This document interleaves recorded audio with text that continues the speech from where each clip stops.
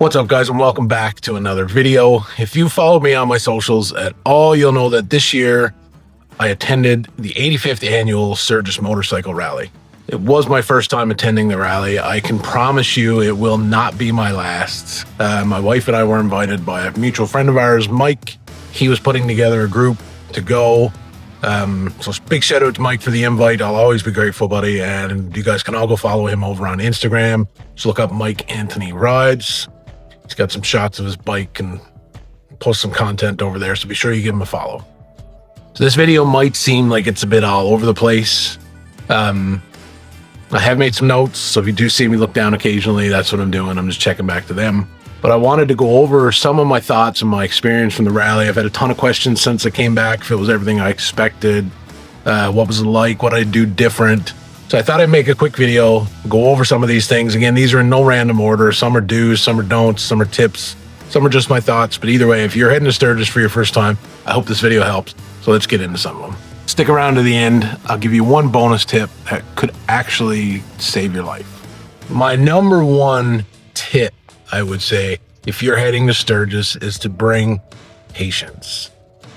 This is an area, I don't even know what the population of Sturgis and the surrounding area is, like, not during the rally, but this is an area where they're trying to accommodate 500,000 people or more over 10 days. Lineups are going to be long. Gas station lines are going to be long. Restaurants are going to be waits. Just be patient and be a nice person. Okay, the staff there, I can promise you, is doing their best to make it a good experience for everybody. So the least you can do is return the favor and just be nice to them. Don't be in a rush for gas. Don't be in a rush for food. There'll always be an option you can find, but like I said, you're going to be waiting for it. So just be patient. Be prepared for weather. When we went there, now we spent 5 days at the rally from the opening day till day 5.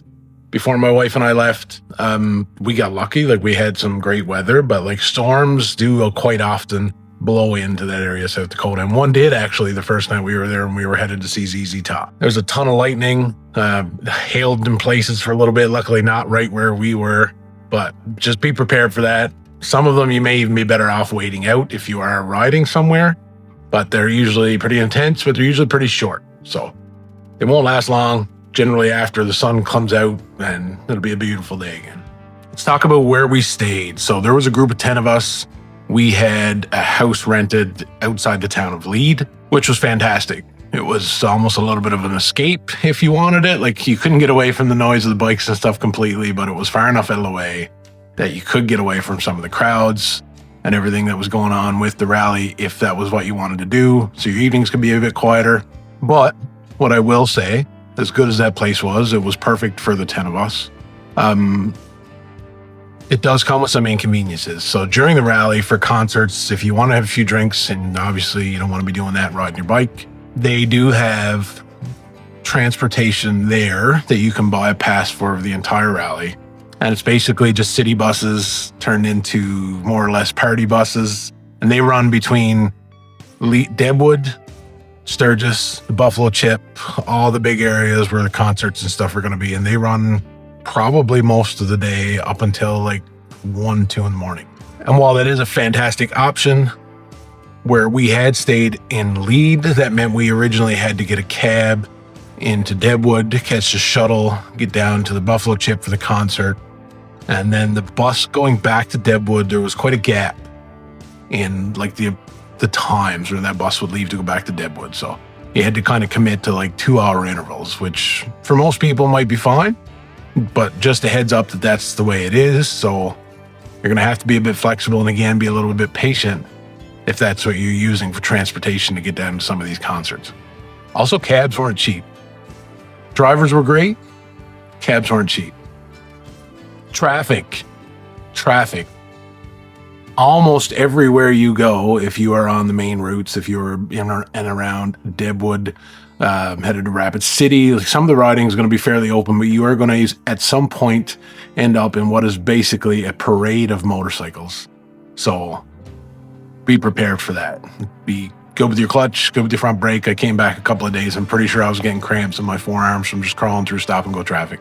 Would not change that. It was still a ton of fun to ride the bike around the area and to all the vendors and just kind of really partake in the full experience of Sturgis.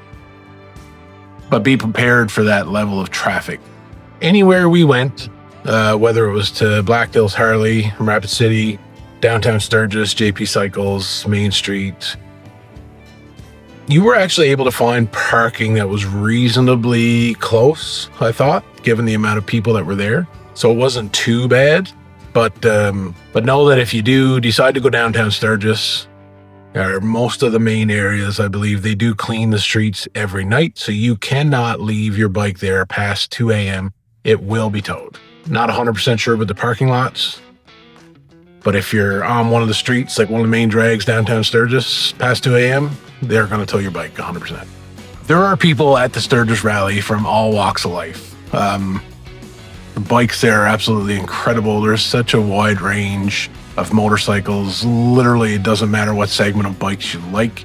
There is something there for you. Whether that's big custom choppers, big wheels, performance baggers, old school bikes, even adventure bikes. Like I know Harley Davidson did have a setup there where you could take the Pan America on an off-road ride, along with their other demo fleet that they had set up entirely in Deadwood, at least for sure. I know that. It isn't, at least the entire rally isn't just one big party. Don't get me wrong, there's a ton of that there if that's what you're looking for, but that's not all the rally's about.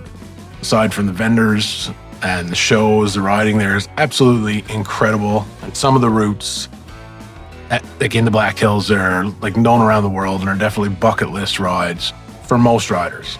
That being said, if you are planning to ride any of the, say, the super popular routes, like a couple of the ones that stand out to me would be the Needles Highway and Iron Mountain Road, which are two of the more technical routes that they have laid out, like for the Sturgis Rally. And while they are phenomenal roads on a motorcycle, if you want to get out and ride those, I'd highly recommend very early morning or later in the evening, because there's going to be way, way less traffic. If you're trying to do any of these routes in the middle of the day, be prepared for stop and go. Just be prepared for congestion.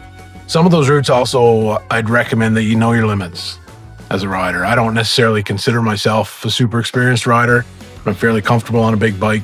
I've got a lot of miles riding a motorcycle, and I had no problems with it. But if you are a newer rider, with the amount of traffic on routes like those two, like Needles and Iron Mountain Road, I wouldn't recommend you do them. I'd highly recommend you do them outside of the rally time, but given the amount of traffic, the less room for error that there is with the amount of congestion that some of these routes see during the rally, I definitely recommend you ride them outside of the rally time until you're comfortable enough on your bike to handle the amount of traffic, because there's no room for error. There's too much traffic. Going over the line is not an option, whether that's towards the ditch, which could be a cliff, or whether it's across the yellow line into oncoming bikes. It's just going to be a bad day for all involved. And that, unfortunately, I don't know if it's related to rider skill or not, but there are, unfortunately, usually several accidents at the Sturgis Rally every year. It was actually pretty well organized from everything I could see as well, given the amount of people that were coming in. I thought the parking spaces were kind of well laid out. Everybody was pretty respectful. Definitely a large police presence in the area over the rally, which I thought is good. They're there obviously to make sure the rules of the road are being followed. There's nobody being too much of a hooligan, and that there's nobody there drinking and riding. So police presence was pretty heavy, but if you weren't doing anything wrong, they didn't bother you. Everybody there kind of knew the expectations and knew what law enforcement was looking for. And I thought, for the most part, from what I saw, it went very well. It is a great place to put your hands on parts that you may be looking for to upgrade your motorcycle with. There are not a lot of places you can do something like that. I'll give you a good example. Like, let's say you want a new seat for your bike. Unless you live close to some of these companies or factories, a lot of times trying a seat out is not an option. You just have to order it online and kind of hope for the best. So my wife's bike, for example, she's got a 2024 Lowrider ST. She wanted an aftermarket seat for it, specifically a La Pera seat. So we found their booth, and they actually had a bike almost exactly like hers there in their booth. So she was able to pick out a seat that they did actually have in stock there. They put it on the bike for her. She could sit on it, try it right there. She bought it. So it is very good for stuff like that. It's also good if you want to get things done with your bike. A couple guys in our group had some stereo work done.